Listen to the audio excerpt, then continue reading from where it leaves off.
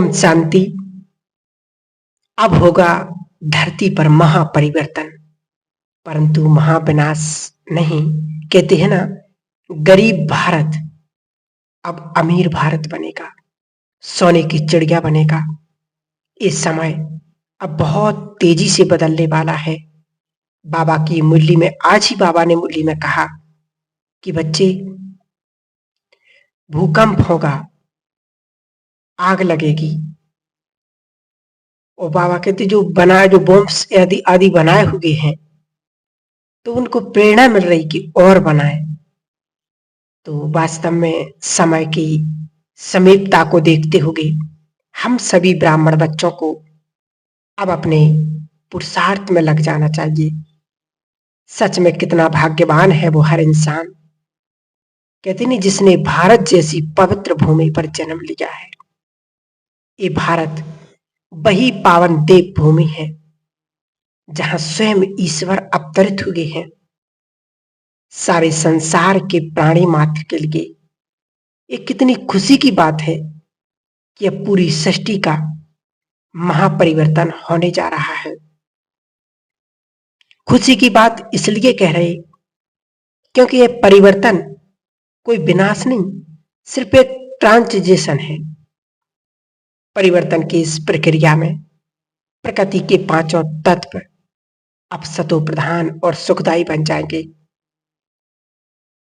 ये संपूर्ण प्रकृति के पांचों तत्व तमो प्रधान बन चुके हैं, इसलिए अपना अब उपद्रव वो मचाएंगे।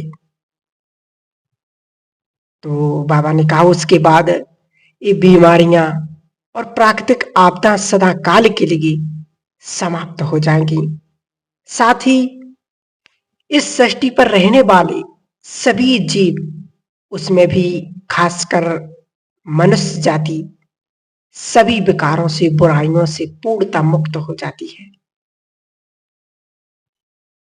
बस यहीं से एक नई दुनिया, एक नए सुखमय संसार की शुरुआत होगी।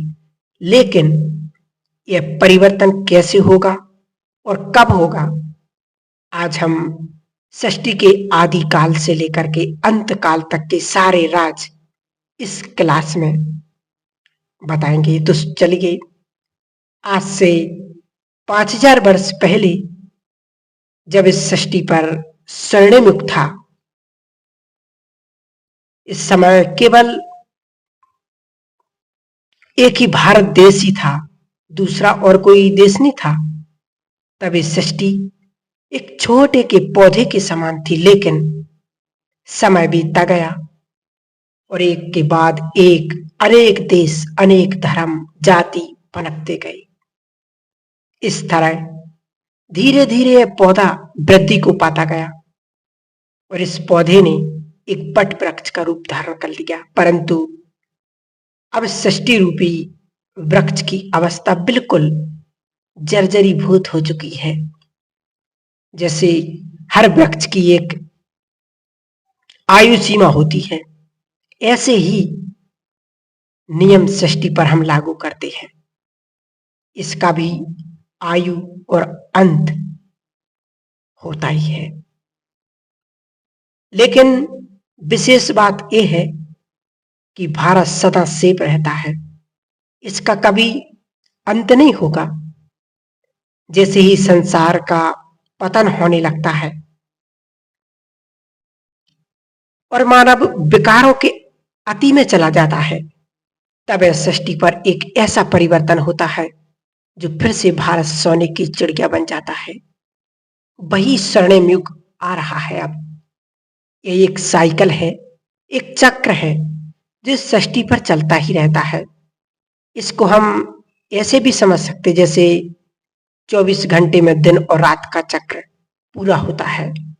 हर रोज सुबह होती, फिर दोपहर, फिर शाम, उसके बाद रात हो जाती है, लेकिन रात के बाद पुनः सवेरा जरूर होता है।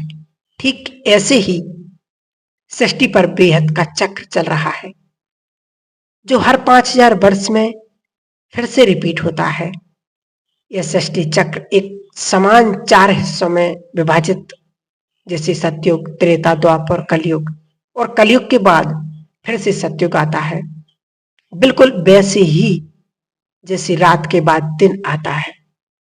कहते हैं ना, समय कभी रुकता नहीं। सतयुग से चलते हुए इस घड़ी की सुई आज यहां तक आ पहुंची है। कलयुग के इस अंत समय में जब सृष्टि पर घोर पाप, भ्रष्टाचार बढ़ जाता है, अति धर्म ग्लानि हो जाती है, तब इस कलयुग को सतयुग में परिवर्तन करने के लिए उस परम शक्ति, उस परम पिता परमात्मा ज्ञान सूर्य शिव बाबा धरती पर उन्हें आना पड़ता है। क्योंकि महापरिवर्तन का ये कार्य कोई साधारण व्यक्ति नहीं कर सकता। वैसे तो द्वापर युग से अनेकानेक महान आत्माएं समय प्रति समय ईश्वर का संदेश देने के लिए वह मानवता का पाठ पढ़ाने ऊपर से आती रही, जिन्हें हम अवतार पैगंबर कहते हैं। उनकी अलग अलग मान्यताओं से धीरे धीरे इस धरती पर अनेक धर्म स्थापित होते गए, लेकिन धर्म भले ही स्थापन हुए, परंतु संसार का पतन लगातार होता रहा। इसलिए नरक समान बनी हुई इस कलयुगी दुनिया को फिर से स्वर्ग, जन्नत, हेवन, पैराडाइज बनाने के लिए उस ईश्वर को खुद आना पड़ता है। तभी तो उनको खुदा भी कहते हैं। कलयुग की इस अंतिम घड़ी को कुछ लोग विनाश काल भी कह देते हैं, लेकिन हम इसको परिवर्तन का समय कहें तो बेहतर रहेगा। और एक विशेष बात ये सभी ने सुना होगा, जब कोई शरीर छोड़ता है तो अक्सर यही कहते हैं कि स्वर्ग सिधार गया या जन्नत में चला गया। लोग समझते हैं ऊपर आकाश में, सितारों में ऐसी कोई दुनिया होगी, लेकिन वास्तव में स्वर्ग या नरक जो कुछ भी होता है सब सृष्टि पर होता है। इस सारे नाम इस कलयुग के हैं। नरक, हेल, अनेक कलयुग के नाम, भ्रष्टाचारी दुनिया, पतित दुनिया, अनेक नाम, क्योंकि यहां सब दुखी हैं और सतयुग में है अपार सुख। इसलिए इसको स्वर्ग, जन्नत, हेवन, पैराडाइज, भगवान का बगीचा, अनेक नामों से उसको जानते हैं। अब ये धरा फिर से वही दुनिया बनने वाली है जहां सुख होगा, शांति होगी और सभी प्राणी मात्र का अत्यधिक प्रेम होगा। वहां दुख का तो नाम निशान भी नहीं होगा। हो सकता है इतना स्पष्ट होने के बाद भी यदि कोई की बुद्धि में इस बात को स्वीकार ना करें, लेकिन अस्वीकार करने की भी तो कोई ऐसी वजह नहीं है।